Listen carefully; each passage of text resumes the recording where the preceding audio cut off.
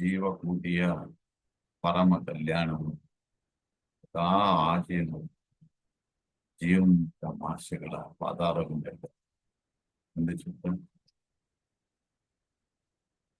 ಎಲ್ಲರಿಗೆ ಈ ಚಾಂದ್ರಮಾನ ಯುಗಾದಿಯ ಶುಭಾಶಯಗಳನ್ನು ಕೋರುತ್ತಾ ಸಹೋದರ ಸಹೋದರಿಯರೇ,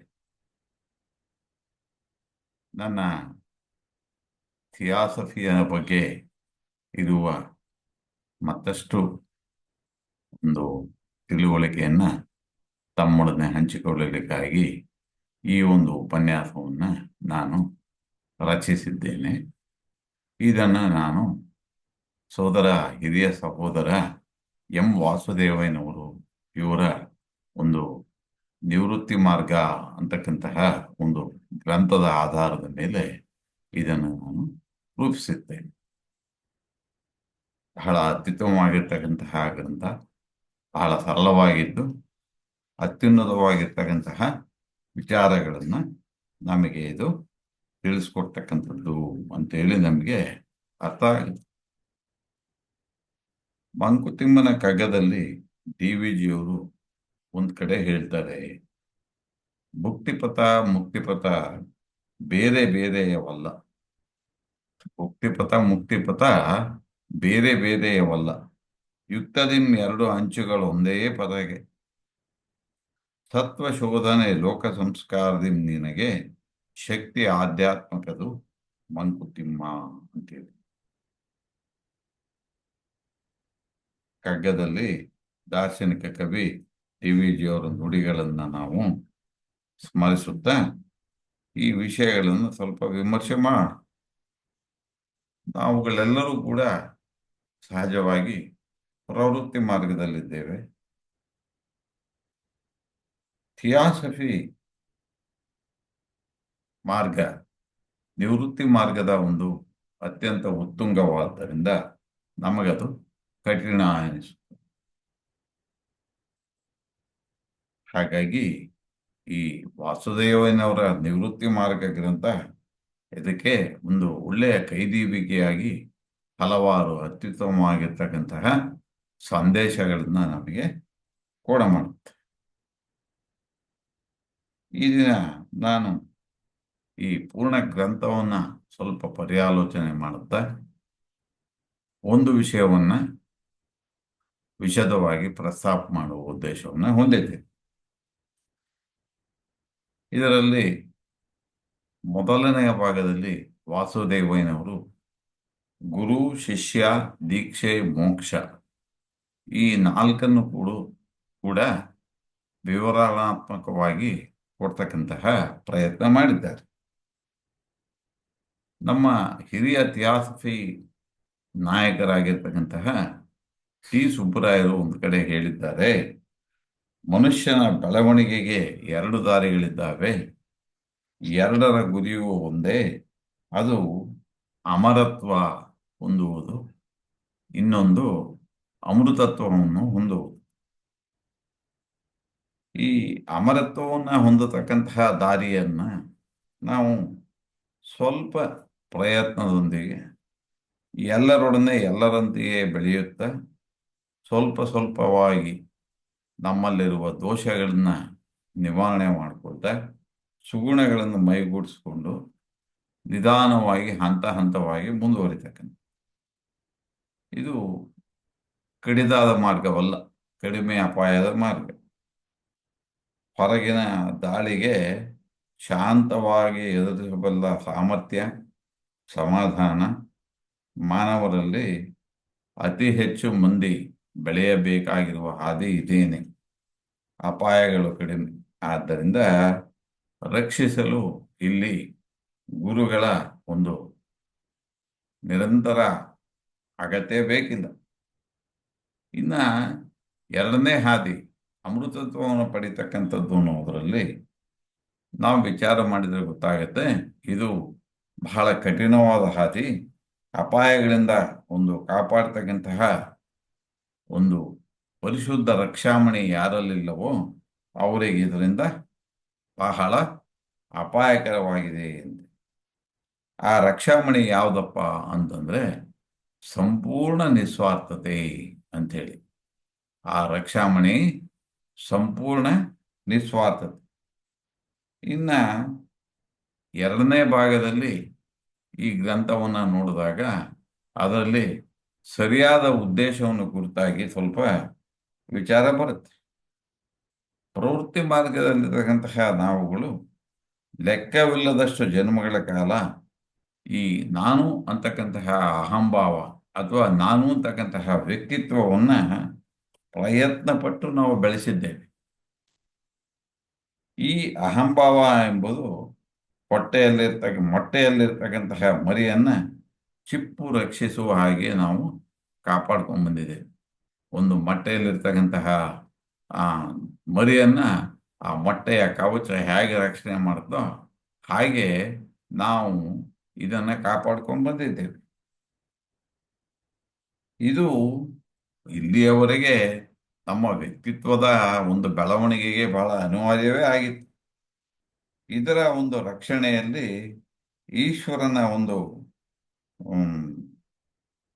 ಬಳಸಬಹುದಾಗಿರ್ತಕ್ಕಂತಹ ಉನ್ನತಾತ್ಮನ ಕೇಂದ್ರ ಈವರೆಗೆ ಭದ್ರವಾಗಿ ಬೆಳೆದು ನಿಂತಿದೆ ಅಂತೇಳಿ ವಿಚಾರ ಬರುತ್ತೆ. ಇದರ ರಕ್ಷಣೆಯಲ್ಲಿ ಈಶ್ವರನು ಬಳಸಬಹುದಾಗಿರ್ತಕ್ಕಂತಹ ಒಂದು ಉನ್ನತಾತ್ಮ ಕೇಂದ್ರ ಭದ್ರವಾಗಿ ಬೆಳೆದು ನಿಂತಿದೆ. ಈಗ ಸರಿಯಾದ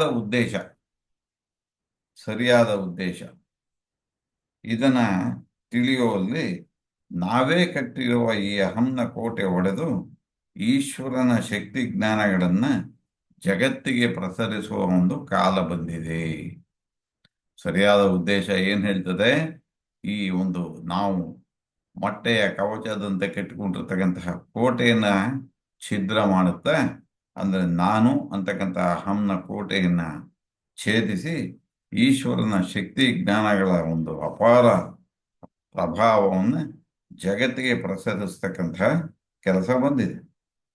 ಇದರ ಉದ್ದೇಶ ನಾವು ವಿಚಾರಿಸಿದರೆ ಗೊತ್ತಾಗುತ್ತೆ.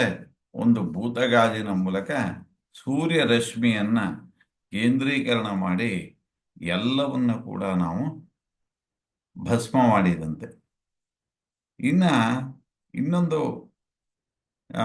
ವಿಚಾರವನ್ನು ಇಲ್ಲಿ ಪ್ರಸ್ತಾಪ ಮಾಡ್ತಾರೆ ಈ ಗ್ರಂಥದಲ್ಲಿ. ವಂಚನೆ, ಒಡಕು ಇಲ್ಲದೆ ಸಾಚಾ ಆಗಿರುವುದು ಮತ್ತು ನಿಸ್ವಾರ್ಥತೆ ಎಂಬುದಾಗಿ ಇನ್ನೊಂದು ಭಾಗದಲ್ಲಿ ಹೇಳ್ತಾರೆ. ವಂಚನೆ, ಒಡಕಿಲ್ಲದೆ ಸಾಚಾ ಆಗಿರುವುದು ಮತ್ತು ನಿಸ್ವಾರ್ಥತೆ ಎಂಬುದಾಗಿ ಅವರು ಹೇಳ್ತಾರೆ. ಸಂಪೂರ್ಣ ಸಾಚಾತನ ಎಂದರೆ ಸಹಜವಾಗಿರುವುದು, ಇರುವುದನ್ನು ಇದ್ದ ಹಾಗೆ ಒಪ್ಪಿಕೊಳ್ಳುವುದು, ನಮ್ಮನ್ನು ಕುರಿತಾಗಿ ಆಳವಾಗಿ ವಿಮರ್ಶೆ ಮಾಡುವುದು, ಮತ್ತೆ ನಿತ್ಯದ ಪ್ರತಿಭಟನೆಯ ಒಂದು ಪ್ರಕ್ರಿಯೆಗಳನ್ನು ನಾವು ಅರಿವಿನಿಂದ ವೀಕ್ಷಿಸುತ್ತಿರುವುದು. ನಮ್ಮ ಸ್ವಭಾವಗಳಲ್ಲಿ ಆಳವಾದ ಸಂಸ್ಕಾರಗಳು ಬೇರೂರಿವೆ. ಇದು ನಮಗೆ ಗೊತ್ತಾಗುತ್ತೆ.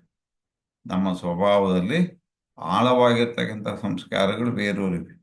ಇವುಗಳನ್ನು ನಾವು ನಾವೇ ಎನ್ನುವ ವ್ಯಕ್ತಿತ್ವ ಎಂಬುದಾಗಿ ಒಪ್ಪಿಕೊಂಡು ಬಿಟ್ಟಿದ್ದೇವೆ.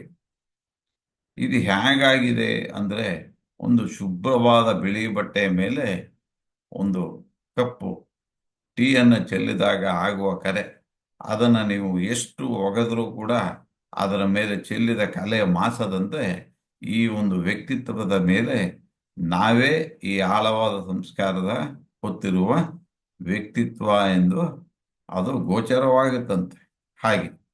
ಹೀಗೆ ಜೀವನದ ಒಂದು ಪ್ರತಿಯೊಂದು ಸಣ್ಣ ವಿಷಯವನ್ನು ನಾವು ಗಮನಿಸಿಕೊಂಡು ಬರ್ತಾ ಇದ್ರೆ ಆಗ ಆಧ್ಯಾತ್ಮಿಕತೆಯ ಹಾದಿ ನಮಗೆ ಎಟಕತ್ತೆ. ಇದನ್ನ ಬೆಸೆಂಟ್ರು ಒಂದು ಕಡೆ ಸ್ಪಷ್ಟವಾಗಿ ಹೇಳ್ತಾರೆ. ಅತ್ಯಂತ ಹಿರಿದಾದ ಕಷ್ಟದ ಕೆಲಸವನ್ನು ಒಮ್ಮೆಲೆ ಯಾರಾದರೂ ಮಾಡಬಹುದು, ಆದರೆ ನಿತ್ಯ ಜೀವನದಲ್ಲಿ ಬರ್ತಕ್ಕಂತಹ ಸಣ್ಣ ಸಣ್ಣ ಸವಾಲುಗಳನ್ನು ನಿವಾರಿಸುವುದು ಸಾಧಕನಿಗಿರ್ತಕ್ಕಂತಹ ಬಹು ಕಠಿಣವಾದ ಸವಾಲು. ಹೇಗೆ ಅಂದರೆ, ನನ್ನಲ್ಲಿ ಒಂದು ಯಾವುದೋ ದುರ್ಗುಣ ಇದ್ದರೆ ಕೋಪ ಮಾಡಿಕೊಳ್ಳುವುದೋ ಅಥವಾ ಹುಸಿಯಾಡುವುದೋ ಏನೋ ಒಂದು ಇದ್ದರೆ ಅದನ್ನು ಹೇಗೆ ನಾನು ನನ್ನ ಸ್ವಭಾವವೇ ಎಂದು ಪರಿಗಣಿಸಿ ಅದನ್ನು ನಾನು ತಿದ್ದುಕೊಳ್ಳುವ ಗೋಜಿಗೆ ಹೋಗುವುದಿಲ್ಲ. ನಾನೇ ಅದಾಗಿದ್ದೇನೆ, ನನ್ನ ಸ್ವಭಾವವೇ ಇದು, ನನಗೆ ಕೋಪ ಬರುವುದೇ ಸ್ವಭಾವ, ನಾನು ಹುಸಿಯಾಡುವುದೇ ಸ್ವಭಾವ ಅಂತಕ್ಕಂತಹ ಒಂದು ತೀರ್ಮಾನದಲ್ಲಿದ್ದೇನೆ. ಆದರೆ ಸಾಧಕ ತನಗೆ ತಾನು ಪ್ರಾಮಾಣಿಕನಾಗಿದ್ದಲ್ಲಿ ಸಾಧ್ಯವಾಗಿರುತ್ತಂತೆ. ತನಗೆ ತಾನೇ ಮೋಸ ಮಾಡಿಕೊಳ್ಳದೆ ಸಾಧ್ಯವಾದಾಗ, ಅಂದರೆ ಸಹಜವಾಗಿರಬೇಕಾದಾಗ, ಅವನ ಒಂದು ಆತ್ಮನ ಹುಟ್ಟುಗುಣಕ್ಕೆ ಅನುಸಾರವಾಗಿ ಅವನು ಜೀವಿಸ್ತಾನೆ. ಆತ್ಮನ ಹುಟ್ಟುಗುಣಕ್ಕೆ ಅನುಸಾರವಾಗಿ ಜೀವಿಸ್ತಾನೆ. ಇದರ ಅನೇಕ ಮುಖಗಳನ್ನು ಈ ಒಂದು ಅಧ್ಯಯನದಲ್ಲಿ ನಾವು ತಿಳಿಬಹುದು. ಈ ಸಾಚಾ ಮಾರ್ಗದಲ್ಲಿ ಸಾಧಕನೊಬ್ಬ ಉಳಿಯಬೇಕಾದಲ್ಲಿ ಧೈರ್ಯ ಮತ್ತು ಇಚ್ಛೆಗಳ ಒಂದು ಲಕ್ಷಣಗಳನ್ನು ಅವನು ಬೆಳೆಸ್ಕೋಬೇಕಾಗಿದೆ. ಧೈರ್ಯ ಮತ್ತು ಇಚ್ಛೆಗಳ ಲಕ್ಷಣವನ್ನು ಬೆಳೆಸ್ಕೋಬೇಕಾಗಿದೆ. ಆಧ್ಯಾತ್ಮ ಮಾರ್ಗಕ್ಕೆ ನಮಗೆ ಕಾಲಿಡಲಿಕ್ಕೆ ಬೇಕಾಗಿರ್ತಕ್ಕಂತಹ ಅತ್ಯುನ್ನತ ಅಗತ್ಯಗಳನ್ನು ನಾವು ಇಲ್ಲಿ ವಿಮರ್ಶಾತ್ಮಕವಾಗಿ ನೋಡ್ತೇವೆ. ಪರಮಗುರು ಚರಣ ಸನ್ನಿಧಿಯಲ್ಲಿ ಗುರುಗಳು ಒಂದು ಕಡೆ ಹೇಳ್ತಾರೆ, ರೋಸಿಕ್ರೂಷಿಯನ್ ಜನಾಂಗದ ಒಂದು ಧ್ಯೇಯವಾಕ್ಯ ಇಚ್ಛಿಸುವುದು, ಧೈರ್ಯವಾಗಿರುವುದು, ತಿಳಿಯುವುದು, ಮೌನವಾಗಿರುವುದು ಎಂಬುದಾಗಿ. ಇನ್ನೊಂದೆಡೆ ಇಚ್ಛೆ, ಜ್ಞಾನ, ಕ್ರಿಯೆಗಳು ಪರಮಾತ್ಮನ 3 ಸದ್ಗುಣಗಳು. ನೀನು ಅವನ ಕಿಂಕರನಾಗುವುದಿದ್ದಲ್ಲಿ ಈ 3 ಗುಣಗಳನ್ನು ಜಗತ್ತಿನಲ್ಲಿ ಪ್ರದರ್ಶಿಸಬೇಕು ಎನ್ನುತ್ತಾರೆ. ಹೀಗೆ ಇಚ್ಛೆ ಮತ್ತು ಧೈರ್ಯವನ್ನು ನಾವು ಪವರ್ ಆಫ್ ಸೋಲ್, ಆತ್ಮನ ಒಂದು ಧೀಶಕ್ತಿ ಎಂದು ಗುರುತಿಸಬೇಕು. ಪ್ರಾರಂಭದಲ್ಲಿ ಈ ಹಾದಿ ಹಿಡಿಯುವ ಮೊದಲು ನಮ್ಮ ಒಂದು ಲೌಕಿಕ ಜಗತ್ತಿನ ಅಭ್ಯಾಸದಲ್ಲಿ ನಮ್ಮ ಎಲ್ಲ ಅಗತ್ಯಗಳನ್ನು ಕಾಣದ ಒಬ್ಬ ದೇವರೇ ಬೇಡಿದಾಗ ಅನುಗ್ರಹಿಸುವನು ಎಂಬ ಒಂದು ನಂಬಿಕೆಗೆ ರೂಢಿ ಬಿದ್ದಿರುತ್ತೇವೆ. ಇದನ್ನೂ ಸಹ ಗುರುಗಳ ವಿಚಾರವಾಗಿ ಸಹ ವಿಮರ್ಶೆ ಮಾಡುತ್ತಾ, ಗುರುಗಳು ಎಂದಿಗೂ ನಮ್ಮ ಕೈ ಹಿಡಿದು ನಡೆಸುತ್ತಾರೆ. ದುಃಖ ಕಷ್ಟಗಳು ಬರದಂತೆ, ನಾವು ತಪ್ಪು ಮಾಡದಂತೆ ನೋಡಿಕೊಳ್ಳುವ ಜವಾಬ್ದಾರಿ ಅವರದ್ದೇನೆ ಎಂಬಂತಹ ಒಂದು ತಪ್ಪು ಅಭಿಪ್ರಾಯಗಳನ್ನು ಕೂಡ ರೂಢಿ ಮಾಡಿಕೊಂಡಿದ್ದೇವೆ. ಆದರೆ ಥಿಯಾಸಫಿಯ ಅಧ್ಯಯನ ನಮಗೆ ತಿಳಿಸ್ತದೆ, ಯಥಾರ್ಥ ಇದಕ್ಕೆ ವಿರುದ್ಧ. ಪ್ರತಿ ಮಾನವನು ಬೀಜ ರೂಪದಲ್ಲಿರುವ ಅವ್ಯಕ್ತವಾಗಿರುವ ಶಕ್ತಿಗಳನ್ನು ಅವನು ತನ್ನ ಸ್ವಂತ ಪ್ರಯತ್ನದಿಂದ ವಿಕಾಸವಾಗುವಂತೆ ಮಾಡಬೇಕಾಗಿದೆ. ತನ್ನಲ್ಲಿ ಬೀಜ ರೂಪವಾಗಿರ್ತಕ್ಕಂತಹ ಒಂದು ಅವ್ಯಕ್ತ ಶಕ್ತಿಗಳನ್ನು ವಿಕಾಸವಾಗುವಂತೆ ಮಾಡ್ತಕ್ಕಂತಹ ಜವಾಬ್ದಾರಿ ಪ್ರತಿ ಸಾಧಕನಿಗಿದೆ. ಆಧ್ಯಾತ್ಮ ಶಕ್ತಿಗಳನ್ನು ಪ್ರತಿಯೊಬ್ಬ ಕೂಡ ತನ್ನ ಸ್ವಪ್ರಯತ್ನದಿಂದಲೇ ಪಡೆಯಬೇಕು. ಆಧ್ಯಾತ್ಮ ಶಕ್ತಿಗಳನ್ನು ಪ್ರತಿಯೊಬ್ಬನೂ ತನ್ನ ಸ್ವಪ್ರಯತ್ನದಿಂದಲೇ ಪಡೆಯಬೇಕು. ಇದು ಪ್ರಕೃತಿಯ ವಿಕಾಸ ನಿಯಮದ ಮೂಲ ಅಂಗ. ಶಿಷ್ಯನ ವೈಯಕ್ತಿಕ ಕರ್ಮದ ವಿಚಾರಕ್ಕೆ ಗುರುಗಳು ಕೈ ಹಾಕಲಾರರು. ಶಿಷ್ಯನ ವೈಯಕ್ತಿಕ ಕರ್ಮದ ವಿಚಾರಗಳಿಗೆ ಗುರುಗಳು ಕೈ ಹಾಕಲಾರರು. ಕರ್ಮ ನಿಯಮದ ಹರಿವನ್ನು ತಡೆಗಟ್ಟಲು ಯಾರಿಂದಲೂ ಸಾಧ್ಯವಿಲ್ಲ. ಏಕೆಂದರೆ ಇಡೀ ವಿಶ್ವವೇ ಒಂದು ಕರ್ಮ ನಿಯಮದ ಕಾರ್ಯಗತವಾದ ಫಲ. ಇಡೀ ವಿಶ್ವ ನಾವು ವಿಚಾರಿಸಿದರೆ ಕರ್ಮ ನಿಯಮ ಅಂತಕ್ಕಂಥದ್ದು ವೈಜ್ಞಾನಿಕವಾಗಿ ಕಾರ್ಯಗತವಾದ ಫಲವಾಗಿದೆ. ಅಪೌರುಷೇಯ ಅಂತಕ್ಕಂತಹ ಒಂದು ವಾಕು ಬ್ಲಾವಟ್ಸ್ಗೆ ಒಂದು ಕಡೆ ಹೇಳ್ತಾರೆ. ಏನು ಈ ಅಪೌರುಷೇಯ ಅಂತಕ್ಕಂತಹ ಸಂದೇಶ?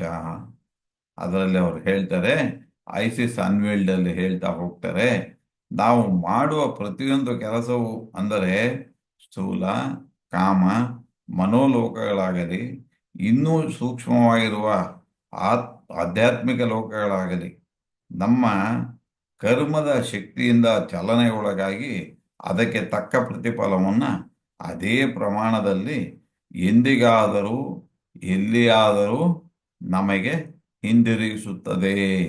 ನೋಡಿ ಎಷ್ಟು ಸ್ಪಷ್ಟವಾಗಿ ಹೇಳ್ತಾರೆ. ನಾವು ಮಾಡುವ ಪ್ರತಿಯೊಂದು ಕೆಲಸ ಸ್ಥೂಲ ಕಾಮ ಮನೋಲೋಕದಲ್ಲೋ ಇನ್ನೂ ಸೂಕ್ಷ್ಮವಾದ ಆ ಒಂದು ಆತ್ಮಾದಿ ಲೋಕಗಳಲ್ಲೋ ನಾವು ಮಾಡ್ತಾ ಹೋದಾಗ ಆ ನಮ್ಮ ಒಂದು ಕಾರ್ಯದ ಶಕ್ತಿಯಿಂದ ಚಲನೆಗೊಳ್ತಕ್ಕಂಥದ್ದು ಈ ಒಂದು ಸ್ವಭಾವ ಅಂತಕ್ಕಂಥದ್ದು ಅದಕ್ಕೆ ತಕ್ಕ ಪ್ರತಿಫಲವನ್ನು ನಮಗೆ ಎಂದಿಗಾದರೂ ಎಲ್ಲಿಯಾದರೂ ನೀಡಲೇಬೇಕದು ಅಂತಕ್ಕಂಥದ್ದನ್ನ ಹೇಳ್ತಾರೆ. ಎಲ್ಲ ಪ್ರಕೃತಿ ನಿಯಮಗಳು ಈಶ್ವರನು ಪ್ರಕೃತಿಯ ಮೇಲೆ ಒತ್ತಿರುವ ತನ್ನ ಮುದ್ರೆಯೇ. ಅಂದ್ರೆ ಅವನು ಎಲ್ಲದರ ಮೇಲೆ ಒಂದು ಮುದ್ರೆಯನ್ನು ಹೊತ್ತಿದ್ದಾನೆ ಎನ್ನುತ್ತಾ ಇವುಗಳಿಗೆ ಅನುಸಾರವಾಗಿ ನಡೆದುಕೊಂಡರೆ ಮಾತ್ರ ಶಾಂತಿ, ತೃಪ್ತಿ, ನೆಮ್ಮದಿ ಲಭಿಸಿ ಒಳಿತನ್ನೇ ಸಾಧಿಸಬಲ್ಲ ಶಕ್ತಿ ಲಭ್ಯವಾಗುತ್ತೆ. ಆದರೆ ತಿಳಿದೋ ತಿಳಿಯದೆಯೋ ಇದಕ್ಕೆ ವಿರುದ್ಧವಾಗಿ ನಡೆಯುತ್ತಾ ಹೋದರೆ ದುಃಖ ನೋವುಗಳು ನಮ್ಮಲ್ಲಿ ಒಡಮೂಡುತ್ತವೆ, ಖಚಿತವಾಗಿ ನಮ್ಮನ್ನು ಕಾಡುತ್ತವೆ. ನಮಗೆ ಯಾವುದೋ ಒಂದರಿಂದ ನೋವಾದರೆ ಅದು ನಮ್ಮ ದುಷ್ಕರ್ಮದ ಫಲವೇ ಎನ್ನುತ್ತೇವೆ. ಹಾಗೆ ನೋಡಿದರೆ ನಿಜವಾಗಿ ದುಷ್ಕರ್ಮವೂ ಇಲ್ಲ, ಸತ್ಕರ್ಮವೂ ಇಲ್ಲ. ಇರುವುದು ಕಾರ್ಯಕಾರಣ ನಿಯಮ ಒಂದೇ. ಕಾರ್ಯಕಾರಣ ನಿಯಮ ಒಂದೇ. ಕಾರಣಕ್ಕೆ ಪ್ರತಿಫಲವಾದ ಒಂದು ಕಾರ್ಯವು, ಕಾರ್ಯಕ್ಕೆ ಪ್ರತಿಫಲವಾದ ಒಂದು ಕಾರಣವೂ ಇರುತ್ತೆ. ಉದ್ದೇಶಕ್ಕೆ ಸಾಟಿಯಾಗುವ ಒಂದು ಪ್ರತಿಫಲ ಮೂಡುತ್ತದೆ ಯಾವಾಗಲೂ. ಹೀಗೆ ನಾವು ವಿಚಾರಿಸುವಾಗ ಇಂತಹ ನಿಯಮಗಳ ಫಲವಾಗಿ ನನಗೆ ಮತ್ತು ಸಂಬಂಧಿಸಿದ ಇತರರಿಗೂ ಏನೇ ಉಂಟಾದರೂ ಅದನ್ನು ಸಮಾಧಾನ ಸಂತೋಷಗಳಿಂದ ಒಪ್ಪಿ ಸ್ವೀಕರಿಸುವುದು. ಇದರ ಅರ್ಥ ಎಲ್ಲವನ್ನ ಈಶ್ವರನ ಸಂಕಲ್ಪಕ್ಕೆ ಬಿಟ್ಟು ಕೈಕಟ್ಟಿ ಕೂರುವುದಲ್ಲ. ನನಗೇಕೆ ಹೀಗಾಯಿತು ಎಂದು ನಾನು ಕಲುಬುವುದಲ್ಲ. ಇದರಿಂದ ಕಲಿಯಬೇಕಾದ ಪಾಠವೇನಿದೆ ಅದರ ಕಡೆ ಸದಾ ಗಮನ ಕೊಟ್ಟು ಅರ್ಥ ಮಾಡಿಕೊಳ್ಳುತ್ತಾ ಕಲಿಯುತ್ತಾ ಈಶ್ವರನ ಸಂಕಲ್ಪಕ್ಕೆ ವಿಕಾಸ ಹಾದಿಗೆ ಸಹಕರಿಸುವ ಹಾಗೆ ಒಂದು ಮನಃಪರಿವರ್ತನೆ ಆಗಬೇಕು. ಪ್ರಕೃತಿಯನ್ನು ಅನುಸರಿಸು, ಅವಳಿಗೆ ಸಹಕರಿಸು ಎಂದು ಮೌನವಾಣಿ ಹೇಳುತ್ತದೆ.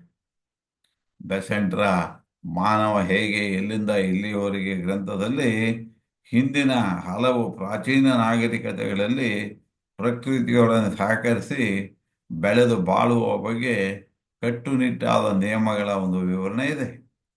ಹಾಗಾಗಿ ಇತರರು ನೊಂದಿರುವಾಗ ಅದು ಅವರ ದುಷ್ಕರ್ಮದ ಫಲವೇ ಎಂದು ಕೈಕಟ್ಟಿ ಕೂರದೆ ಅವರಿಗೆ ಸಹಾಯ ಮಾಡಲೆಂದೇ ಅದು ನಮ್ಮ ದೃಷ್ಟಿಗೆ ಗೋಚರವಾಗಿದೆ ಎಂದು ತಿಳಿಯುತ್ತಾ ನೆರವು ನೀಡುವುದು ನಮ್ಮ ಆದ್ಯ ಕರ್ತವ್ಯ. ಆದರೆ ಸಾಮಾನ್ಯವಾಗಿ ಯೋಗ ಮಾರ್ಗದಲ್ಲಿ ಕಾಲಿಟ್ಟವರಿಗೆ ಹೆಚ್ಚಿನ ತೊಂದರೆಗಳು ಸದಾ ಕಾಡುತ್ತವೆ ಎನಿಸಿದರೂ ಕೂಡ ಅದಕ್ಕೂ ಕೆಲವು ಕಾರಣಗಳಿದ್ದಾವೆ. ಈ ಮಾರ್ಗಕ್ಕೆ ಕಾಲಿಟ್ಟ ಕೂಡಲೇ ನಮ್ಮ ಎಲ್ಲ ಶಕ್ತಿಗಳು ಒಮ್ಮುಖವಾಗುತ್ತವೆ. ಅಂದರೆ ಹೇಗೆ ಭೂತಗಾಜಿನ ಮೂಲಕ ರಶ್ಮಿ ಆದಾಗ ಒಂದು ಸುಡುವ ಪ್ರಕ್ರಿಯೆ ಉಂಟಾಗುತ್ತೋ, ಒಂದು ಕಡೆ ಬೆಳಕು ಒಂದು ಕೇಂದ್ರವಾಗಿ ಅಲ್ಲಿ ಹೆಚ್ಚಿನ ಶಾಖ ಉತ್ಪನ್ನವಾಗುತ್ತೋ ಹಾಗೆ ಆ ರೀತಿಯಾಗಿ ನಮ್ಮ ಎಲ್ಲ ಶಕ್ತಿಗಳು ಒಮ್ಮುಖವಾಗುತ್ತೆ. ಅದರ ಫಲವಾಗಿ ಒಟ್ಟಾಗಿ ಶಕ್ತಿಯುತವಾಗಿ ಒಂದು ಬರುತ್ತದೆ. ಹೇಗೆ ಇದು ಅಂತಂದರೆ, ಒಂದು ಜೌಗು ಪ್ರದೇಶದಲ್ಲಿ ಸುತ್ತಲೂ ಸ್ವಲ್ಪ ಸ್ವಲ್ಪ ನೀರು ಬಸಿದು ಹೋಗುತ್ತೆ. ಆದರೆ ನಾವುಗಳು ಪ್ರಯತ್ನಪಟ್ಟು ಮಧ್ಯದಲ್ಲಿ ಒಂದು ಆಳವಾದ ಕಾಲುವೆಯನ್ನು ತೆಗೆದರೆ ನೀರು ಅಲ್ಲಿ ರಭಸದಿಂದ ಪ್ರವಾಹ ರೂಪದಲ್ಲೇ ಬಸಿಯುತ್ತಿರುತ್ತದೆ. ಆಗ ಅದಕ್ಕೆ ಅಡ್ಡಲಾಗಿ ಒಂದು ಚಕ್ರವನ್ನು ಇಟ್ಟು ಅದರ ಒಂದು ತಿರುಗುವಿಕೆಯಿಂದ ವಿದ್ಯುತ್ ಶಕ್ತಿಯನ್ನು ಕೂಡ ಉತ್ಪಾದನೆ ಮಾಡಬಹುದು. ಬೆಸೆಂಟರ ಒಂದು ಗ್ರಂಥದಲ್ಲಿ ಅವರು ಒಂದು ಉದಾಹರಣೆಯನ್ನು ಹೇಳ್ತಾರೆ. ಮಾನವ ವಿಕಾಸ ಬಹಳ ನಿಧಾನ. ಎಷ್ಟೋ ಲಕ್ಷಾಂತರ ವರ್ಷಗಳ ಸಾಧನೆ ಬೇಕಾಗಿರುತ್ತದೆ. ಇಂತಹದ್ದನ್ನು ತನ್ನ ಒಂದು ಕೈವಾಡ ಮತ್ತು ಪ್ರಯತ್ನದಿಂದ ಅತಿ ಕ್ಷಿಪ್ರ ಕಾಲದಲ್ಲಿ ಸಾಧಿಸಲು ಪ್ರಯತ್ನಿಸುವ ಸಾಧಕರ ಜೀವನದ ಫಲ ಎಂದರೆ ಅವನ ಬಾಳಿನಲ್ಲಿ ಯಾವಾಗಲೂ ಕಾಡುತ್ತಿರುವ ಸಮಸ್ಯೆಗಳೇ. ಇವುಗಳ ಪರಿಹಾರಕ್ಕೆ ಗುರುಗಳ ಬೆಂಬಲ ಅವನಿಗೆ ಸದಾ ಇರುತ್ತದೆ. ಆದರೂ ಸಹ ಬಂದದ್ದನ್ನು ಅವನೇ ಅನುಭವಿಸಿ ಗೆಲ್ಲುವ ಧೈರ್ಯವನ್ನು ಆತ ತನ್ನೊಳಗೆ ಆಳವಾಗಿ ಒಂದು ಬೆಸೆಯಬೇಕು. ತನ್ನ ಕಾಲ ಮೇಲೆ ತನ್ನ ತತ್ವದ ಸಹಾಯದಿಂದ ತಾನೇ ನಿಲ್ಲಬೇಕು. ಇದನ್ನ ತತ್ವಗಳನ್ನು ನಿರ್ಭಯವಾಗಿ ಸಾರುವುದು ಎಂಬುದಾಗಿ ನಮಗೆ ಬೋಧನೆ ಮಾಡುತ್ತಾರೆ. ಇಲ್ಲಿ ಒಂದು ಮೊದಲ ಹೆಜ್ಜೆಯಾಗಿ ನಾವು ನೋಡ್ತಕ್ಕಂಥದ್ದು ಅನುಕೂಲಗಳು ಕಡಿಮೆ ಆಗ್ತಕ್ಕಂತಹ ಸನ್ನಿವೇಶಗಳಿಗೆ ಒಗ್ಗುವ ಒಂದು ಪರಿಸ್ಥಿತಿಗೆ ಸ್ಥೂಲ ಶರೀರವನ್ನು ನಾವು ತಿದ್ದಬೇಕು. ಹಠಯೋಗದಂತಹ ಒಂದು ಕಠಿಣವಾಗಿರ್ತಕ್ಕಂತಹ ತರಬೇತಿ ಬೇಡ. ಹಠಯೋಗದಷ್ಟು ಕಠಿಣವಾದ ತರಬೇತಿ ಬೇಡ. ಒಂದು ಯಂತ್ರಯುಗದಲ್ಲಿ ನಾವು ಎಷ್ಟು ಒಂದು ನವೀನ ಒಂದು ನವೀನವಾಗಿರ್ತಕ್ಕಂತಹ ಉಪಯುಕ್ತವಾಗಿರ್ತಕ್ಕಂತಹ ಒಂದು ಯಂತ್ರಗಳ ಒಂದು ಸಹಾಯಕ್ಕೆ ಜೋತು ಬೀಳುವ ಬದಲು ಸ್ವಲ್ಪ ಶ್ರಮವನ್ನು ಶರೀರಕ್ಕೆ ನೀಡುತ್ತಿರಬೇಕು. ಆಗ ಅದು ನಾವು ಹೇಳಿದಂತೆ ಕೇಳುವ ಒಂದು ಸಾಧನವೂ ಆಗುತ್ತದೆ. ಬಯಸಿದ್ದೆಲ್ಲ ಈಡೇರಲೇಬೇಕು, ನಾವು ಬಯಸಿದ್ದೆಲ್ಲ ಈಡೇರಲೇಬೇಕು ಅಂತಕ್ಕಂತಹ ಒಂದು ನಿರ್ಧಾರ ಜಗತ್ತು ತಲೆಗೆಳಗಾದರೂ ಜೀವನ್ಮುಕ್ತರಾಗಲು ನಮ್ಮನ್ನು ಬಿಡುವುದಿಲ್ಲ. ನಾವು ಬಯಸಿದ್ದು ಈಡೇರಲೇಬೇಕಾಗಿದೆ ಅಂತಕ್ಕಂತಹ ನಮ್ಮ ಒಂದು ಹಠಮಾರಿತನ ಅಥವಾ ಒಂದು ಒತ್ತಡ ನಾವು ಇಡೀ ಜಗತ್ತು ತಲೆಕೆಳಗಾದರೂ ಕೂಡ ಜೀವನ್ಮುಕ್ತರಾಗೆ ಅದು ಕೊಡೋದಿಲ್ಲ. ಇನ್ನು ಇಂತಹ ಸಮಸ್ಯೆಗಳನ್ನು ಎದುರಿಸ್ತಕ್ಕಂಥ ಸಮಯದಲ್ಲಿ ಇತರರಿಂದ ಸಲಹೆ ಸಹಕಾರ ಪಡೆದರೂ ಸಹ ತೀರ್ಮಾನ ನಮ್ಮದೇ ಆಗಿರುತ್ತೆ ಸದಾಕಾಲ. ಆ ತೀರ್ಮಾನಕ್ಕೆ ನಮ್ಮ ಇಚ್ಛೆ, ಅಂತಃಸ್ಫೂರ್ತಿ, ವಿವೇಕಯುತವಾದ ದೃಷ್ಟಿ, ಸ್ವಾರ್ಥ ದೂರವಾಗಿರ್ತಕ್ಕಂತಹ ನಡತೆ, ಇಂತಹ ಉನ್ನತ ಆದರ್ಶಗಳಿಗೆ ಅನುಸಾರವಾದ ನಡವಳಿಕೆಗಳು ನಮ್ಮ ಒಂದು ದಾರಿದೀಪಿಗೆಯಾಗಬೇಕು. ಈ ಸದ್ಗುಣಗಳು ನಮ್ಮ ಪ್ರಯತ್ನಗಳಿಂದಲೇ ದೊರೆತಕ್ಕಂತಹ ಫಲಗಳು. ಇದನ್ನೇ ಬುದ್ಧರು ಹೇಳ್ತಕ್ಕಂಥದ್ದು ನಿನಗೆ ನೀನೇ ದಾರಿದೀಪವಾಗಬೇಕು ಎಂದು. ಮಾರ್ಗಜ್ಯೋತಿ ಒಂದು ಕಡೆ ಹೀಗೆ ಹೇಳುತ್ತೆ: ಮೊದಲಿಗೆ ಸಹಜ ಪ್ರವೃತ್ತಿಯಿಂದ, ಆನಂತರ ಯೋಚಿಸಿ ನಿರ್ಣಯಿಸಿ ಮಾಡಿದ ಪ್ರಯತ್ನಗಳಿಂದ, ಆದರೆ ಅವುಗಳ ಕರ್ಮದ ಚೌಕಟ್ಟಿಗೆ ಒಳಗಾಗಿ ಜೀವನ್ಮುಕ್ತರನ್ನು ಅದು ಪ್ರೇರೇಪಿಸುತ್ತದೆ.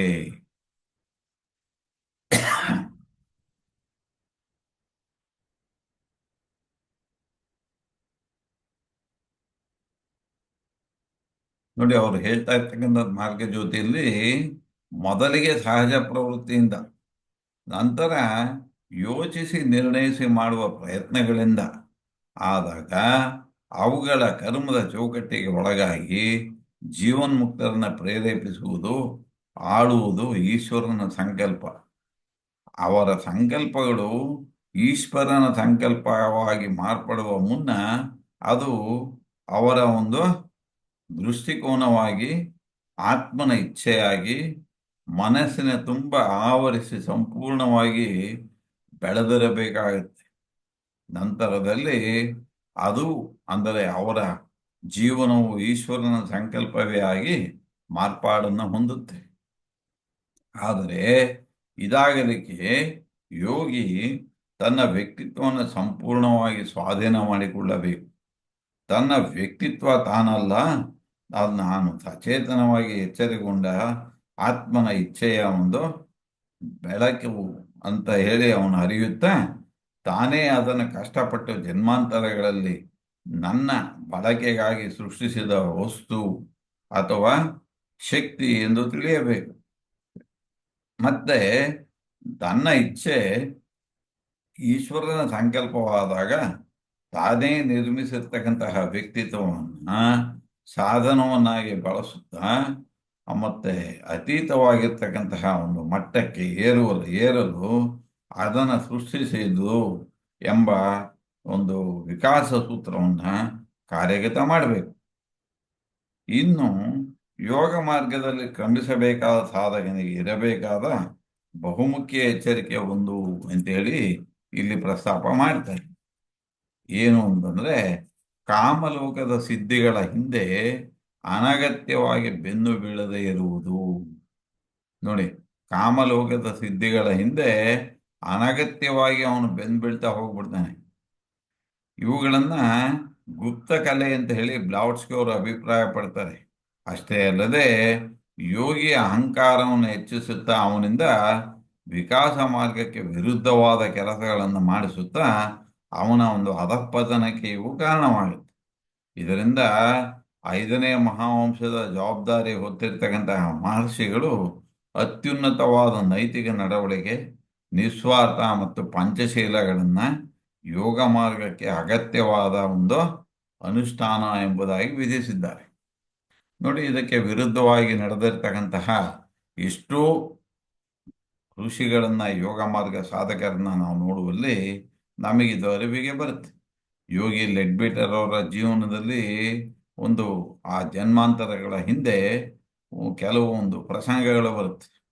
ಅವರಿಗೆ ಹೇಗೋ ಒಂದು ಮಣಿಯ ರೀತಿಯ ಒಂದು ಮಂತ್ರತಂತ್ರ ಶಕ್ತಿಯ ಲಭ್ಯತೆ ಆಗ್ಬಿಡುತ್ತೆ. ಆ ಹಸಿರು ಬಣ್ಣದ ಮಣಿಯನ್ನು ಅವರು ಇಟ್ಟುಕೊಂಡಾಗ ಏನು ಅವರು ಇಚ್ಛಿಸಿರ್ತಾರೆ ಅಂತಹ ಕಾರ್ಯಗಳನ್ನು ಮಾಡ್ತಕ್ಕಂತಹ ಶಕ್ತಿ ಅವರಲ್ಲಿ ಒಡಮೂಡುತ್ತೆ.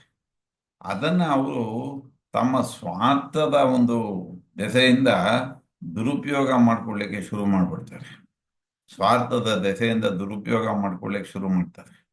ಎಷ್ಟು ರೀತಿಯಲ್ಲಿ ಅವರದನ್ನು ದುರುಪಯೋಗ ಮಾಡ್ತಾರೆ ಅಂತಂದ್ರೆ, ಆ ದೇಶದ ಒಂದು ರಾಜಮನೆತನವನ್ನು ಕೂಡ ನಾಶ ಮಾಡಿಬಿಡ್ತಾರೆ. ತಾವೇ ರಾಜರಾಗಿ ಮೆರೀಲಿಕ್ಕೆ ಹೋಗ್ತಾರೆ. ವಾಮಾಚಾರದ ಒಂದು ಶಕ್ತಿಯಿಂದ ಜನಕೋಟಿಯನ್ನ ಸದಾಕಾಲ ಪೀಡಿಸಲಿಕ್ಕೆ ಹೋಗ್ತಾರೆ. ಅಲ್ಲಿ ಹೆಚ್ಚಿನದಾಗಿ ರೋಗ ರುಜಿನಗಳನ್ನ ಅವರು ಹರಡುತ್ತಾ ಆ ಜನರಿಗೆ ದುಃಖವನ್ನ, ಕ್ಲೇಶವನ್ನ ತಂದೊಡ್ತಾರೆ. ಇದು 3 ಜನ್ಮಗಳ ಕಾಲ ಮುಂದುವರಿಯುತ್ತೆ. 3ನೇ ಜನ್ಮದಲ್ಲಿ ಅಂತಿಮವಾಗಿ ಬಹಳ ಬೇಸತ್ತಿರುವ ಜನರ ಮೂಲಕ, ನೋಡಿ ಹೇಗೆ ಬರುತ್ತೆ ಸನ್ನಿವೇಶ, ಬಹಳ ಬೇಸತ್ತಿರುವ ಜನಗಳ ಮೂಲಕ ಇವರನ್ನು ಬಂಧಿಸಲ್ಪಟ್ಟು ಇವರನ್ನು ಒಂದು ಆಳವಾದ ಗುಹೆಯಲ್ಲಿ ಹಾಕಿ ಗುಹೆಯ ಬಾಗಿಲನ್ನು ಬಂಡೆಗಳಿಂದ ಮುಚ್ಚಿಬಿಡ್ತಾರೆ ಜನರು. ಅಲ್ಲಿ ಆ ಮಣಿಯನ್ನು ಕಿತ್ತು ನಂತರದಲ್ಲಿ ಸಮುದ್ರದ ಆಳಕ್ಕೆ ಎಸೆಯಲಾಗುತ್ತೆ. ಆ ಗುಹೆಯ ಮಧ್ಯದಲ್ಲಿ ಉಸಿರು ಕಟ್ಟಿ ಪ್ರಾಣ ಹೋಗುವ ಮುನ್ನ ಲೆಡ್ಬೇಟರ್ ಅವರಿಗೆ ಒಂದು ಮನವರಿಕೆ ಆಗುತ್ತೆ. ಯಾಕಾಗಿ ನನಗೆ ಈ ರೀತಿ ಶಿಕ್ಷೆಯನ್ನು ಕೊಡ್ತಾ ಇದೆ ಪ್ರಕೃತಿ ಅಂತಕ್ಕಂತಹ ಒಂದು ತಿಳುವಳಿಕೆ ಉಂಟಾಗಿ ಅವರು ಧ್ಯಾನಮಗ್ನರಾಗುತ್ತಾ ತಮ್ಮ ಒಂದು ನಡತೆಯನ್ನು ವಿಮರ್ಶೆ ಮಾಡಿಕೊಳ್ಳುತ್ತಾ ಅದನ್ನು ತಿದ್ದಿಕೊಳ್ಳಲೇಬೇಕು ಅಂತಕ್ಕಂತಹ ಸಂಕಲ್ಪದ ಮೇರೆಗೆ ತಮ್ಮ ಶರೀರವನ್ನು ತ್ಯಜಿಸುತ್ತಾರೆ. ಮುಂದಿನ ಜನ್ಮದಿಂದ ಅವರ ಒಂದು ಯೋಗ್ಯತೆಗಳು ಬದಲಾಗಿ ಅವರಿಗೆ ಒಂದು ಮುಕ್ತಿಯ ಮಾರ್ಗದ ಗೋಚರ ಆಗುತ್ತೆ ಅಂತೇಳಿ ಅವರ ಜೀವನದಲ್ಲಿ ಬರುತ್ತೆ.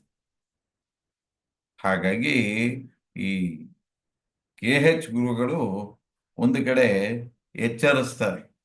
ಏನಂತ ಎಚ್ಚರಿಸ್ತಾರೆ ಅಂದರೆ, ಇನ್ನೂ ಶಿಷ್ಯನಾಗಲಿಲ್ಲವಲ್ಲ ನಾನು ಎಂದು ವ್ಯಸನ ಪಡಬೇಡ. ಇನ್ನೂ ನಾನು ಶಿಷ್ಯನಾಗಲಿಲ್ವಲ್ಲ ಅಂತ ಹೇಳಿ ವ್ಯಸನ ಪಡಬೇಡ. ಎಳೆಯ ಮಗುವಿನಷ್ಟು ಪರಿಶುದ್ಧನಾಗದವನು ಶಿಷ್ಯತ್ವದಿಂದ ದೂರ ಉಳಿಯುವುದು ಒಳ್ಳೆಯದು. ನೋಡಿ ಯಾವ ರೀತಿ ಹೇಳ್ತಾ ಇದ್ದಾರೆ. ಎಳೆಯ ಮಗುವಿನಷ್ಟು ಪರಿಶುದ್ಧನಾಗದವನು ಶಿಷ್ಯತ್ವದಿಂದ ದೂರ ಉಳಿಯುವುದು ಒಳ್ಳೆಯದು. ಯೋಗ ಮಾರ್ಗದಲ್ಲಿ ಉಂಟಾಗಬಹುದಾದ ಹಲವು ಅಪಾಯಗಳ ಕುರಿತಾಗಿಯೂ ಅವನು ಅರಿಯಬೇಕಾಗುತ್ತದೆ. ಮೊದಲನೇ ಒಂದು ವಿಚಾರ ಇಲ್ಲಿ ಹೇಳ್ತಾರೆ, ಸಿದ್ಧಿಗಳನ್ನು ಸಾಧನೆ ಮಾಡುತ್ತಾ ಅಹಂನ ಬೆಳವಣಿಗೆ ಆದರೆ ಅದು ಅವನನ್ನು ವಾಮ ಮಾರ್ಗಕ್ಕೆ ಎಳೆದುಕೊಂಡು ಹೋಗುತ್ತದೆ. ಲೆಡ್ಬೇಟರ್ ಅವ್ರ ಜೀವನದಲ್ಲಿ ನೋಡಿದ್ವಿ ನಾವು. ಹಲವಾರು ಜನ್ಮಗಳ ಕಾಲ, ಕೆಲವೊಮ್ಮೆ ಲಕ್ಷಾಂತರ ವರ್ಷಗಳ ಕಾಲ ಪಾಪ ಕಾರ್ಯಗಳಿಗೆ ಪ್ರಚೋದನೆ ಉಂಟು ಮಾಡುತ್ತಾ ಅವನ ವ್ಯಕ್ತಿತ್ವವೇ ಲಯವಾಗುತ್ತಾ ಹೋಗುತ್ತೆ. ಇನ್ನ ಎರಡನೇದಾಗಿ ಇಲ್ಲಿ ಒಡ್ಡತಕ್ಕಂತಹ ಅಪಾಯ ಈ ಮಾರ್ಗ ಯಾವುದು ಅಂದರೆ, ಹಲವಾರು ಸೂಕ್ಷ್ಮ ಲೋಕದ ಒಂದು ತಂತ್ರಗಾರಿಕೆಗೆ ಅರಿವಿಲ್ಲದೆ ತಮ್ಮ ಶರೀರಗಳನ್ನು ಒಡ್ಡಿ ಆಲೋಕವಾಸಿಗಳ ಒಂದು ವಶವರ್ತಿಗಳಾಗಿ ಮೀಡಿಯಂಗಳಾಗಿ ಸಾಧನೆ ಮಾಡಬಹುದೆಂದು ತಪ್ಪಾಗಿ ತಿಳಿದು ಬಹಳ ದುಃಖವನ್ನು ಅನುಭವಿಸ್ತಾರೆ. ಮೀಡಿಯಂಗಳಾಗ್ಬಿಡ್ತಾರೆ ಅಂದರೆ ಈ ಕಾಮಲೋಕದಲ್ಲಿರ್ತಕ್ಕಂತಹ ದುಷ್ಟಶಕ್ತಿಗಳ ವಶವಾಗ್ಬಿಡ್ತಾರೆ. ಅವರು ತಮ್ಮ ಮನಸ್ಸನ್ನು ಅದಕ್ಕೆ ವಶಗೊಳಿಸ್ತಾರೆ. ಆಗ ಅನಿವಾರ್ಯವಾಗಿ ಆ ಶಕ್ತಿಗಳು ಹೇಳುವಂತೆ ಇವರು ವರ್ತಿಸುತ್ತಾ ತಪ್ಪುಗಳನ್ನು ಮಾಡ್ತಾ ಹೋಗ್ಬಿಟ್ಟು ಅಪಾಯವನ್ನು ಅನುಭವಿಸ್ತಾರೆ. ಮೂರನೇದಾಗಿ ಹೇಳ್ತಾ ಇದ್ದಾರೆ, ಕ್ಷಣಿಕವಾದ ಕಾರ್ಯಸಿದ್ಧಿಗಳಿಗಾಗಿ ವಾಮ ಮಾರ್ಗದಲ್ಲಿ ನಡೆದರೆ ಅಂತಿಮ ಜ್ಞಾನ ಎಂದರೆ ಸತ್ಯದ ಸಾಕ್ಷಾತ್ಕಾರ, ಅಂದರೆ ಆತ್ಮೈಕ್ಯತಾ ಮಾರ್ಗ ಸಾಕ್ಷಾತ್ಕಾರ ಆಗುವುದೇ ಇಲ್ಲ. ಮಾರ್ಗಜ್ಯೋತಿಯಲ್ಲಿ ಇಂತಹ ಆಸೆಗಳನ್ನು ಅಹಂಕಾರಗಳನ್ನು ರಾಕ್ಷಸ ಕಳೆ ಎಂಬುದಾಗಿ ಹೇಳಲಾಗಿದೆ. ಈ ಅಹಂನ ವೈಚಿತ್ರ್ಯ ಏನೆಂದರೆ, ಒಬ್ಬ ಸಾಮಾನ್ಯ ಮನುಷ್ಯನಲ್ಲಿ ಇದು ಸೀಮಿತವಾದ ಮಟ್ಟದಲ್ಲಿದ್ದರೆ ಅದು ಅವನ ಬೆಳವಣಿಗೆಗೆ ಸ್ವಲ್ಪ ಸಹಾಯ ಮಾಡಬಹುದು. ಹಾಗೆಯೇ ಒಬ್ಬ ಶಿಷ್ಯನಲ್ಲಿದ್ದರೆ ಅದು ಅವನನ್ನು ಸರ್ವನಾಶ ಮಾಡಿಬಿಡುತ್ತೆ. ಸೂಕ್ಷ್ಮವಾದ ಗುಹ್ಯ ವಿದ್ಯೆಯ ರಹಸ್ಯಗಳನ್ನು ಕೇವಲ ಮಾತುಗಳಿಂದ ಅಥವಾ ಓದುವುದರ ಮೂಲಕ ಪಡೆಯಲಾಗುವುದಿಲ್ಲ. ಅವುಗಳ ರಹಸ್ಯ ಅರಿತು ತಮ್ಮ ಸ್ವಂತ ಊಹೆ ಮತ್ತು ಅನುಭವಗಳಿಂದ ಸಾಕ್ಷಾತ್ಕರಿಸಿಕೊಳ್ಳುವ ಮಟ್ಟಕ್ಕೆ ಬೆಳೆಯುವವರೆಗೆ ಅವು ಗುಪ್ತವಾಗಿಯೇ ಇರುತ್ತವೆ, ಅಂದರೆ ಕಾರ್ಯಗತವಾಗುವುದಿಲ್ಲ. ಅಲ್ಲಿಯವರೆಗೆ ಯಂತ್ರ ಮಂತ್ರ ತಂತ್ರ ಯಜ್ಞ ಯಾಗಾದಿಗಳು ಭಜನೆ ಉಪನ್ಯಾಸಗಳು ತಾನಾಗಿಯೇ ಆಚರಿಸುವ ಕಠಿಣ ವ್ರತಗಳು ಯಾವುವು ಕೆಲಸಕ್ಕೆ ಬರುವುದಿಲ್ಲ. ನೋಡಿ ಹೇಗೆ ಹೇಳ್ತಾ ಇದ್ದಾರೆ, ಯಂತ್ರ ಮಂತ್ರ ತಂತ್ರ ಯಜ್ಞ ಯಾಗಾದಿಗಳು ಭಜನೆ ಉಪನ್ಯಾಸ ತಾನಾಗಿಯೇ ಒಂದು ಆಚರಿಸುವ ಕಠಿಣ ವ್ರತಗಳು ಇವ್ಯಾವುವು ಕೂಡ ಕೆಲಸಕ್ಕೆ ಬರುವುದಿಲ್ಲ ಅಂತ ಹೇಳ್ತಾ ಇದ್ದಾರೆ. ಇದರಿಂದ ಈ ಮಾರ್ಗದಲ್ಲಿ ಮುಂದುವರಿಯಬೇಕಾದ್ರೆ ಅಸಾಧಾರಣವಾಗಿರ್ತಕ್ಕಂತಹ ಧೈರ್ಯ ಮತ್ತು ಪ್ರಬಲವಾದ ಒಂದು ಇಚ್ಛಾಶಕ್ತಿಗಳ ಅವಶ್ಯಕತೆ ಇದೆ. ಹಾಗೂ ಒಂದು ಚುರುಕಾದ ಮನಸ್ಸು ಇಂಗಿತಜ್ಞತೆಗಳನ್ನು ಅಗತ್ಯವಾಗಿ ಬೆಳೆಸ್ಕೋಬೇಕಾಗಿದೆ. ಇಂತಹ ಇಚ್ಛಾಶಕ್ತಿ ನಾವು ಮನಸ್ಸಿನಲ್ಲಿ ಕಲ್ಪಿಸ್ತಕ್ಕಂತಹ ವಿಷಯಗಳನ್ನು ಕಾರ್ಯರೂಪಕ್ಕೆ ತರಲು ಬೇಕಾಗಿರ್ತಕ್ಕಂತಹ ಒಂದು ಚಾಲನೆಯ ಶಕ್ತಿ ಎನ್ನಬಹುದು. ಧೈರ್ಯ, ದೃಢ ಮನಸ್ಸು, ಸರಿ ಎಂದು ವಿವೇಕ ತೋರಿಸುವುದನ್ನು ಪಟ್ಟು ಹಿಡಿದು ಸಾಧನೆ ಮಾಡುವುದು, ಅಂದರೆ ಇದಕ್ಕೆ ಮುಖ್ಯ ಗುರಿ ನಾವೇ. ನಾವು ಇತರರ ಮೇಲೆ ಅಧಿಕಾರ ಒಂದು ತೋರುತ್ತಾ ಅವರಿಂದ ನಾವು ಮಾಡಿಸುವುದಲ್ಲ, ದಾಕ್ಷಿಣ್ಯವಿಲ್ಲದೆ ಇತರರನ್ನ ನಾನು ಹೇಳಿದಂತೆ ನಡೆಯಲು ಬಲಾತ್ಕರಿಸುವುದೂ ಅಲ್ಲ. ಇಚ್ಛಾಶಕ್ತಿಯ ಮುಖ್ಯ ಲಕ್ಷಣ ಏನೆಂದರೆ, ಒಬ್ಬ ತನ್ನ ನಡತೆಯನ್ನು ಹೇಗೆ ಸುಧಾರಿಸಿಕೊಳ್ಳುತ್ತಾನೆ ಎಂಬುದಾಗಿದೆ. ತನ್ನಲ್ಲಿರುವ ದೋಷಗಳನ್ನು ಪಟ್ಟು ಹಿಡಿದು ಬಿಡದೆ ಅದನ್ನು ತಿದ್ದಿಕೊಳ್ಳುವ ಒಂದು ಪ್ರವೃತ್ತಿ. ಹೀಗೆ ತನಗಾಗುವ ಅನ್ಯಾಯವನ್ನು ಧೈರ್ಯವಾಗಿ ಸಹಿಸುತ್ತಾ ತತ್ವಗಳನ್ನು ನಿರ್ಭಯವಾಗಿ ಸಾರುವಲ್ಲಿ ನಮ್ಮ ಒಂದು ಸಾರ್ಥಕ್ಯವಿರುತ್ತದೆ. ಪತಂಜಲಿಯವರ ಒಂದು ಹೇಳಿಕೆಯ ಪ್ರಕಾರ ಆಧ್ಯಾತ್ಮಿಕ ಪದದಿಂದ ಕಿಂಚಿತ್ತೂ ವಿಮುಖನಾಗದೆ ಎಚ್ಚರಿಕೆಯಿಂದ ಇರುವುದು ಇಚ್ಛಾಶಕ್ತಿಯ ಸೂಚಕವಾಗಿರುತ್ತದೆ. ಆಧ್ಯಾತ್ಮಿಕ ಪದದಿಂದ ಕಿಂಚಿತ್ತೂ ವಿಮುಖವಾಗದೆ ಎಚ್ಚರಿಕೆಯಿಂದ ಇರುವುದು ಇಚ್ಛಾಶಕ್ತಿಯ ಒಂದು ಸೂಚಕ. ತಾನು ಮತ್ತೆ ಇತರರೂ ಸಹ ಆತ್ಮಸ್ವರೂಪರು, ಒಂದೇ ಚೈತನ್ಯದ ವಿವಿಧ ತೋರಿಕೆಗಳು ಎಂಬುದಾಗಿ ಅರಿತು ಈ ದೇಹ ಅಶಾಶ್ವತ ಎಂಬುದನ್ನು ಪೂರ್ಣ ಎಚ್ಚರದಿಂದ ಅನುಸಂಧಾನ ಮಾಡುವುದು, ಇದು ಸಹ ಇಚ್ಛಾಶಕ್ತಿಯ ಲಕ್ಷಣ. ಇನ್ನು ಇಚ್ಛಾಶಕ್ತಿಯ ಮೂಲಕ ಆಯ್ಕೆ ಮಾಡಿದ ಮಾರ್ಗದಲ್ಲಿ ಹೆಜ್ಜೆ ಇಡಲಿಕ್ಕೆ ನೇರ ದಾರಿಯಿಂದ ನಾವು ಗಲಿಬಿಲಿಗೊಳ್ಳುತ್ತಾ ವಿಮುಖವಾಗದೇ ಇರುವ ಒಂದು ಪ್ರಯತ್ನ ಅಗತ್ಯ ಇದೆ. ಆಯ್ಕೆ ಮಾಡಿದ ಮಾರ್ಗದಲ್ಲಿ ಬರುವ ಕಷ್ಟಗಳ ಸೈರಣೆ, ಸಮಸ್ಯೆಗಳಿಗೆ ಪರಿಹಾರವನ್ನು ತತ್ವದ ಬೆಳಕಿನಲ್ಲಿ ಹುಡುಕಲಿಕ್ಕೆ ಧೈರ್ಯ ಅತ್ಯವಶ್ಯಕ. ನಿರ್ಣಯಿಸಿದ ದಾರಿಯಲ್ಲಿ ಜನ್ಮಾಂತರಗಳಲ್ಲೂ ಕೂಡ ಸರಿಯದೆ ನೇರವಾಗಿ ನಡೆದರೆ ಅದು ಒಂದು ಸುವರ್ಣ ಸೇತುವೆ ಆಗುತ್ತಾ ಎಷ್ಟೋ ಜನ್ಮಗಳು ಕಳೆದರೂ ಕೂಡ ನಮಗೆ ಮಾರ್ಗದರ್ಶನವಾಗಿ ಸರಿಯಾದ ದಾರಿಯನ್ನು ತೋರಿಸುತ್ತಲೇ ಇರುತ್ತೆ. ಕೊನೆಗೆ ಗುರಿ ಮುಟ್ಟಿಸುತ್ತದೆ. ಆ ಗುರಿ ಎಂದರೆ ಮೌನವಾಣಿ ಹೇಳುವಂತೆ ಮಾನವ ಕೋಟಿಯ ಪರಮ ಕಲ್ಯಾಣ. ಮಾನವ ಕೋಟಿಯ ಪರಮ ಕಲ್ಯಾಣ ಜ್ಞಾನ ಮತ್ತು ಪ್ರೇಮಗಳಿಂದ ಕೂಡಿ ವಿಶ್ವಕ್ಕೆಲ್ಲ ಸಹಾಯ ನೀಡುವ ಅರಿವನ್ನು, ಶಕ್ತಿಯನ್ನು ನೀಡುವುದೇ ಆ ಗುರಿ. ಬಂಗಾರದ ದಾರದ ತುದಿಯನ್ನು ನಿನಗೆ ನೀಡುತ್ತೇವೆ, ಅದನ್ನು ಉಂಡೆಯಾಗಿ ಸುತ್ತು, ಅದು ನಿನ್ನನ್ನು ದೈವ ಸನ್ನಿಧಿಗೆ ಖಂಡಿತ ಕರೆದೊಯ್ಯುವುದು ಎಂದು KH ಗುರುಗಳು ಒಂದು ಕಡೆ ಪತ್ರದಲ್ಲಿ ಬರೀತಾರೆ. ಇನ್ನೊಂದು ಕಡೆ ಅವರು ಹೇಳ್ತಾರೆ, ಶಿಷ್ಯನ ಹೃದಯ ಮತ್ತು ಆತ್ಮ ಉಕ್ಕಿನ ಕವಚಗಳನ್ನು ಧರಿಸಿರಬೇಕು, ಸೋಲಿಗೆ ಕುಗ್ಗದ ವಜ್ರಾತ್ಮವಾಗಬೇಕು, ಆದರೂ ಬೆಣ್ಣೆಯಂತೆ ಮೃದುವಾಗಿರಬೇಕು, ನಮ್ರತೆ ವಿನಯಗಳಿಂದ ಕೂಡಿರಬೇಕು ಮತ್ತು ನೀಚಾತ್ಮ ಸ್ವಭಾವಗಳಾದ ರಾಗದ್ವೇಷಗಳ ಕಲೆಯನ್ನು ಕಿತ್ತೊಗೆದಿರಬೇಕು. ನಿನ್ನಲ್ಲಿ ಈ ಲಕ್ಷಣಗಳಿವೆಯೇ, ಶಿಷ್ಯತ್ವದ ಬಾಗಿಲನ್ನು ತಟ್ಟುವವನೇ ಅಂತ ಒಂದು ಕಡೆ ಕೇಳ್ತಾರೆ. ಅಂದರೆ ನಮ್ಮ ಹೃದಯ ಮತ್ತು ಆತ್ಮ ಉಕ್ಕಿನ ಕವಚಗಳನ್ನು ಧರಿಸಿ ಸೋಲಿಗೆ ಕುಗ್ಗದೇ ಇರತಕ್ಕಂತಹ ಒಂದು ವಜ್ರಾತ್ಮ ಆಗುತ್ತಾ ಬೆಣ್ಣೆಯಷ್ಟು ಮೃದುವಾಗಿರಬೇಕು. ಕಡೆ ಹಿಂದೆ ಹೇಳಿದ್ರಲ್ಲ, ಮಗುವಿನಷ್ಟು ಪರಿಶುದ್ಧವಾಗದಿದ್ದಲ್ಲಿ ಶಿಷ್ಯತ್ವವನ್ನು ಆಯ್ಕೆ ಮಾಡ್ಕೊಳ್ಳೋದ್ರಲ್ಲಿ ಅರ್ಥ ಇಲ್ಲ ಅಂತೇಳಿ. ಅದನ್ನೇ ಮತ್ತೆ ಇಲ್ಲಿ ಪುನಃ ಈ ರೀತಿ ಅವರು ಎಚ್ಚರಿಸ್ತಾ ಇದ್ದಾರೆ. ಹೀಗೆ ಧೈರ್ಯ ಮತ್ತು ಇಚ್ಛೆ ಎಂಬುದು ಸರಿಯಾದ ಉದ್ದೇಶವನ್ನು ನಿರಂತರವಾಗಿ ಮುಂದುವರಿಸ್ತಕ್ಕಂತಹ ಒಂದು ಚಾಲನಾ ಶಕ್ತಿಗಳು ಅಂತೇಳಿ ನಾವಿಲ್ಲಿ ಅರ್ಥೈಸ್ಕೋಬೇಕಾಗತ್ತೆ. ಆ ಹಿನ್ನೆಲೆಯಲ್ಲಿ ನಾವು ಸರಿಯಾದ ಸಾಧನೆಯ ಮಾರ್ಗವನ್ನು ಅನುಸರಿಸಬೇಕಾಗತ್ತೆ. ಸದಾಕಾಲ ನಮ್ಮಲ್ಲಿ ಆಳವಾಗಿರ್ತಕ್ಕಂತಹ ಒಂದು ತಪ್ಪಾಗಿ ನಡೆಯತಕ್ಕಂತಹ ಸಂಸ್ಕಾರಗಳನ್ನು ಗುರುತಿಸುತ್ತಾ ಅದರ ಸ್ವಭಾವವನ್ನು ಮೂಲೋತ್ಪಾಟನೆ ಮಾಡ್ತಕ್ಕಂತಹ ಒಂದು ಮಾರ್ಗವೇ ಈ ಒಂದು ಸರಿಯಾದ ಉದ್ದೇಶದ ಆಧಾರದ ಮೇಲಿರುವ ಧೈರ್ಯ ಮತ್ತು ಇಚ್ಛೆಗಳ ಮಾರ್ಗ ಅಂಥೇಳಿ ಈ ಒಂದು ಗ್ರಂಥದಲ್ಲಿ ಬಹಳ ಸುಂದರವಾಗಿ ವಾಸುದೇವಯ್ಯನವರು ವಿವರಿಸಿದ್ದಾರೆ. ಇದನ್ನು ನಾವು ಆಳವಾಗಿ ಅರ್ಥ ಮಾಡಿಕೊಂಡ್ರೆ ಮಾತ್ರ ನಮ್ಮ ಒಂದು ಬೆಳವಣಿಗೆ ಸಾಧ್ಯ ಅಂತೇಳಿ ವಿಚಾರ ಮಾಡ್ತಾ ಎಲ್ಲರಿಗೆ ವಂದಿಸುತ್ತಾ ನಾನು ಕೆಲವು ಮಾತುಗಳನ್ನು ಮುಕ್ತಾಯ ಮಾಡುತ್ತೇನೆ. ವಂದನೆಗಳು.